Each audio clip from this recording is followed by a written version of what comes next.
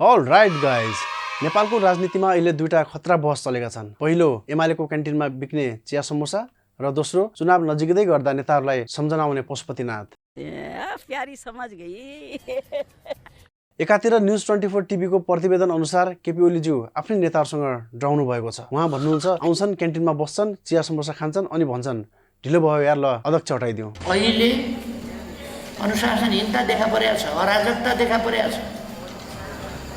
ख्याल जस्तो गरेर पार्टी अफिसको क्यान्टिनमा बसेर केही आवाराहरू अध्यक्ष हटाउने कुरा मानिलिउँ ख्याल हो, ठट्टा हो जस्तो गरेर अध्यक्षलाई हटाउने।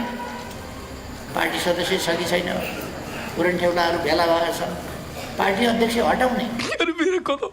मेरे को तो ऐसा धक धक हो रहा है, मेरे को भी हो रहा है। केपी ओली शर्माज्यूको पनि यस्तो दिनहरू आए। अब त क्यान्टिनको साउजीले पनि मेन्युमा लेख्नुपर्ने अवस्था आयो। चिया रु 25, समोसा रु 30 अनि अध्यक्ष ढाल्ने गफ निशुल्क। क्यान्टिनमा बसेर अध्यक्ष हटाउने उरनठेउलाहरू को हुन् भन्ने कुरा तपाईँलाई थाहै नै छ होला। नभए मै भनिदिन्छु, शङ्कर पोखरेल र विष्णु पौडेल। What? अहिले हामी जहाँ जाने गर्दछौँ कार्यकर्ताहरूले नेतृत्वबाट त्यही कुराको अपेक्षा गरेका छन्। पहिले तपाईँहरू एकताबद्ध हुनुहोस्, पहिले तपाईँहरू कार्यकर्तातिर फर्किनुहोस्, जनतातिर फर्कनुहोस्। हामी फर्कन तयार छौँ भनेका छौँ। त्यो सन्देश बोकेर हामी पार्टीलाई नयाँ जीवन प्रदान गर्नका लागि तयार छौँ। जो अहिले 100 पानाको रिपोर्ट बोकेर हिँडिरहेका छन्। तर ओलीज्यूको सिधा जवाब छ, विधान त मैले आफ्नैको लागि बदलेको थिएँ, अब म हट्ने। कभी कभी लगता है कि आप उन्हीं भगवान है। 11औं महाधिवेशन कुर्नुहोस्। अल राइट गाइज, नेपाली काङ्ग्रेसका सभापति शेरबहादुर देउवाज्यूलाई अचानक थाहा भएछ, अरे म त पुरै हिन्दू पो रहेछु, मेरो त गुहेश्वरीमा बिहे पनि भएको हो, के म हिन्दू बन्न नपाउने? बिहा पनि मैले चाहिँ नि गुहेश्वरीमा बिहा गरेको हिन्दू रीतिरिवाज अनुसार गरेको। त्यस कारण म व्यक्ति रूपमा पुरा हिन्दू हो। हेर्नुहोस्, मलाई कसैले मलाई हिन्दू बनाउन सक्छ? नेपाल के हुने, के धार्मिक स्वतन्त्र हुन्छ भन्ने पर्छ भन्छु। नेपाल के हुने के नहुने भन्ने कुरा नेपाल जनता हातमा छ। तर नेपाली त्यो हिन्दूलाई हिन्दू हुन पाउँदैन भन्ने पाइन्छ। म हिन्दू हो, हिन्दू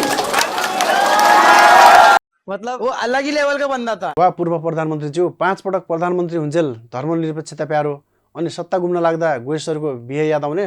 अब नयाँ पार्टी राष्ट्रपालाई हेर्नुहोस्, उहाँहरू आफूलाई एकदम आधुनिक र लिबरल भन्नुहुन्छ, तर तराईमा धार्मिक आन्दोलन चर्किएपछि मनिष झाज्यू भन्नुहुन्छ हाम्रा कार्यकर्ताहरू हिन्दूवादी हुन पाउँछन्, त्यो उनीहरूको व्यक्तिगत कुरा हो। सोही क्रममा रासपाका सांसद मनिष झाले रासपाका नेता कार्यकर्ता हिन्दूवादी हुन पाउँछन् भनेर सार्वजनिक अभिव्यक्ति दिएपछि पनि झन प्रश्न बल्झियो।